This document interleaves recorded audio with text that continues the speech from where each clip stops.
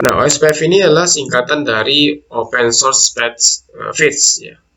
OSPF merupakan routing protokol open standar yang diimplementasikan di berbagai macam vendor, termasuk Cisco. Nah, OSPF ini bekerja menggunakan algoritma Dijkstra atau kita kenal dengan istilah short path fees. Ya. Artinya adalah memilih jalur terbaik dari topologi tabel. Nah, OSPF harus memiliki satu area yang disebut dengan area 0 atau backbone area. Semua area selain area 0 harus terhubung ke area 0.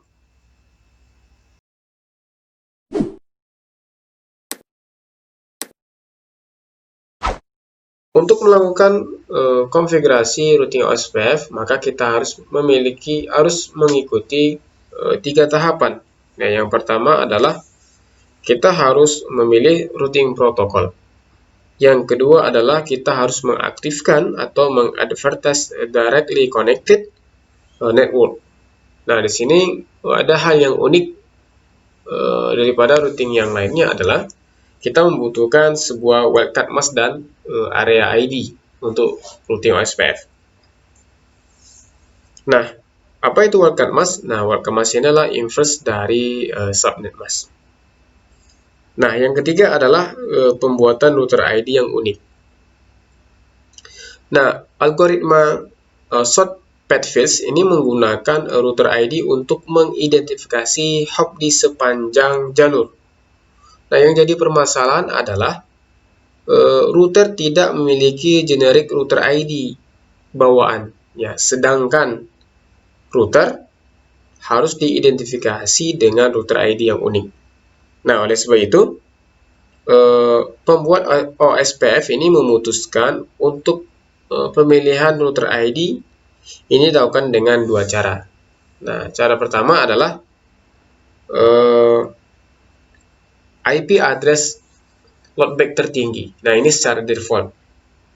Nah, oleh karena itu saya sudah membuat skenario, kita akan memasang IP loadback dengan harapan kita bisa memahami bahwa router ID ini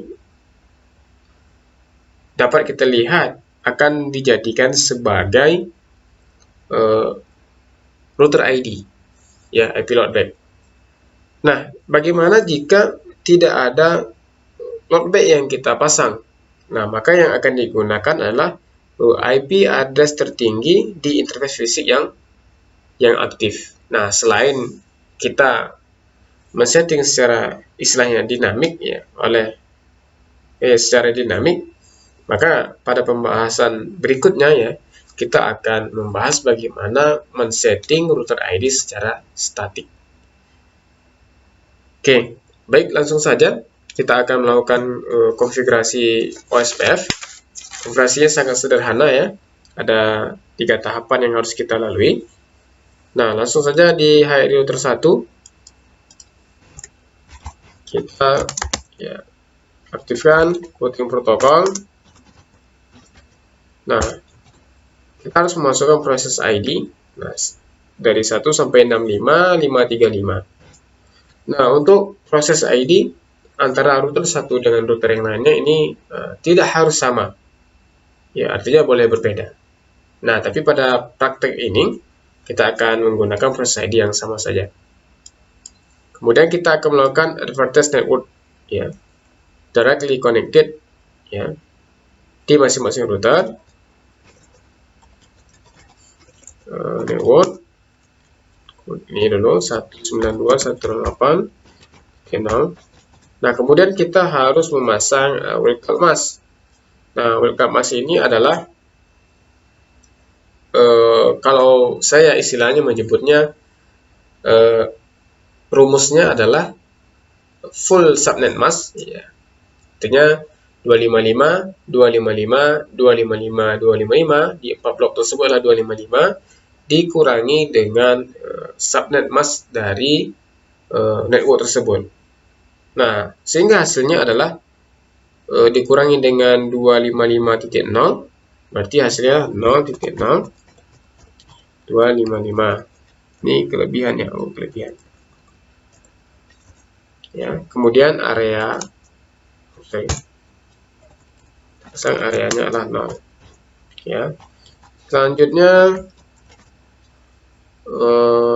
IP loadback ya 1 titik. Ya, kalau dikurangi dengan full, ini sama-sama 255 ya, hasilnya 0, area 0 ya. Kemudian yang 121 hasilnya adalah 3 ya, area 0. Kemudian yang 131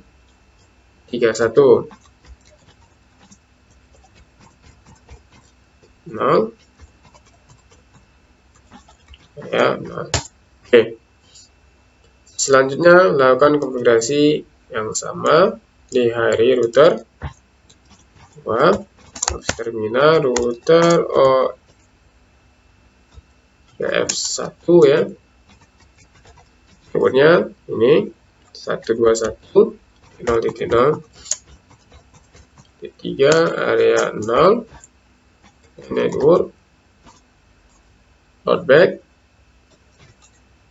ya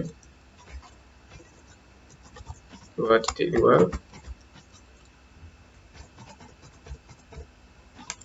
area 0 ya. Kemudian network 192.168.2.0, kemasnya adalah 255, areanya adalah 0. Oke. Ini selesai. Selanjutnya di hari router 3. Oke, router OSPF 1 network yang ini berarti 31.0, kemasnya adalah ya 0. Oke. Soalnya loadback ya. Network 3.3 area 0.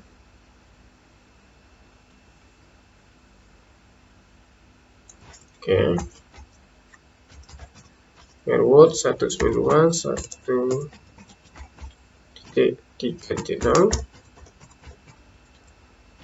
255 area 0. Oke. Kita sudah selesai melakukan konfigurasi di semua router. Nah, selanjutnya kita akan melakukan pengecekan routing table. Berikutnya show IP route OSPF. Nah, kita melihat ada 4 routing table ya, mengarah ke 222. Kemudian 333 di loadback router 3, 20 dan 30. Oke. Di HRI router 2 show IP route OSPF. Ini ada 5 ya. Ada 5. Nah, yang mana saja? Kemudian kita lihat 10 ada 10 131 ini ya. Kemudian 111, kemudian 3 33 dan 3.0. Ada 5. Nah, hari router 3 seharusnya ada 5 juga. Show IP OSPF. Ada 5 ya. Oke. Nah, selanjutnya kita akan coba melakukan tes konektivitasnya. Oke, nah sukses. Ini. Oke, sukses. Oke. Artinya bahwa kita sudah berhasil melakukan proses routing OSPF. Nah, selanjutnya saya akan menambahkan kepada teman-teman bagaimana kita melakukan pengecekan router ID, karena router ID tadi adalah berfungsi untuk mengidentifikasi hop sepanjang jalur ya. Oke, kita coba di router ini ya. Bagaimana cara melakukan pengecekannya? Show IP root OSPF, show IP OSPF. Nah, interface. Bisa lihat bahwa root proses ID-nya adalah 1, router ID-nya adalah 222. Berarti otomatis IP loadback yang digunakan. Kemudian konfigurasi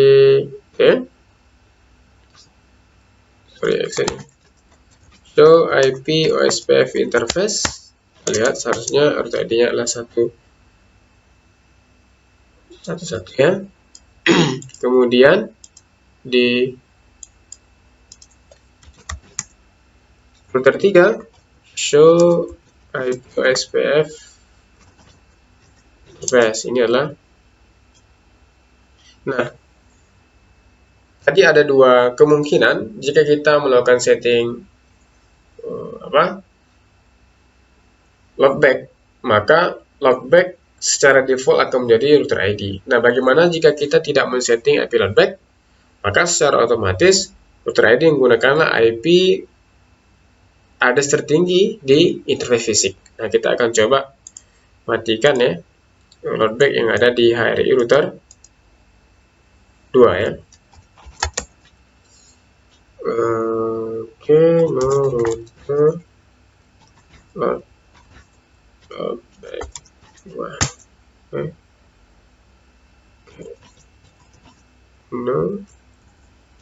No interface nya, kita matikan loadback 2. Oke. Show IP space brief. Oke, sudah tidak ada. Oke, sekarang kita coba IP OSPF proses ya. Yes. Oke, kita coba cek dulu di sini. Kita percepat.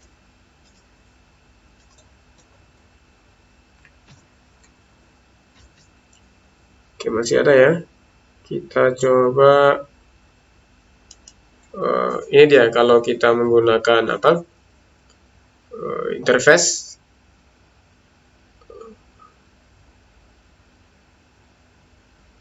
Kalau kita menggunakan router ID adalah pilihannya interface loadback. Nah, kenapa kita milih loadback? Karena loadback itu merupakan interface virtual dan tidak terpengaruh dengan up-downlink. Nah, sementara jika kita menggunakan interface-nya adalah interface fisik ya, maka ini sangat berpengaruh pada interface. Nah, berarti kita harus restart ya.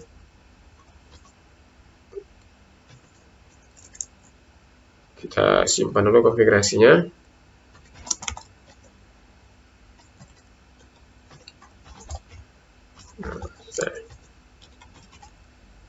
Reload. Oke, kita reload dulu. Kita akan melakukan pengecekan apakah router ID di interface router 2 ini berubah atau tidak. Oke, kita coba show IP OSPF interface.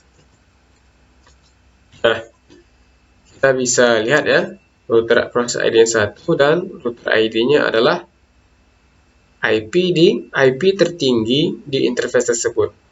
Nah, 121, pilihannya cuma 2, 121 atau 192.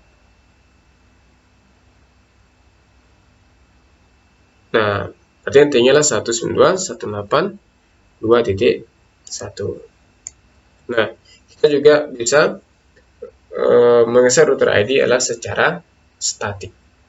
Oke, baik, demikian langkah-langkah melakukan konfigurasi basic OSPF. Nah, mudah-mudahan ilmunya bermanfaat.